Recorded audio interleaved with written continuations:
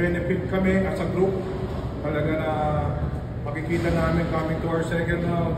Sabi na yun yung paghahandaan pa namin. At least itong mga game na ganito na very important for us. Matututo kami rito kung ano pa yung kailangan namin gawin. Thank you. So, you made 2 triples in overtime that turned the game around. So, what can you say about this kind of plays that will help you in the long run as we head to the second round? What can you say? It's good for us because we have some momentum coming into the second round. So that's always good to look at. Yeah. And sorry, can you repeat the question? You mean 2 triples mo nung overtime?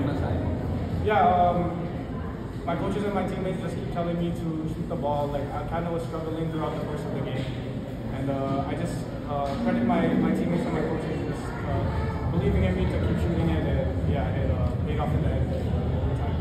Thank you. You take 30 points, 10 rebounds, 8 assists, 2 steals, and 2 blocks. So yun nga, yung growth ng team ang focus nyo, don't mind the standing. So ano yung kailangan nyo gawin, especially second round? Ngayon yung mga rest of the league nasa inyo na.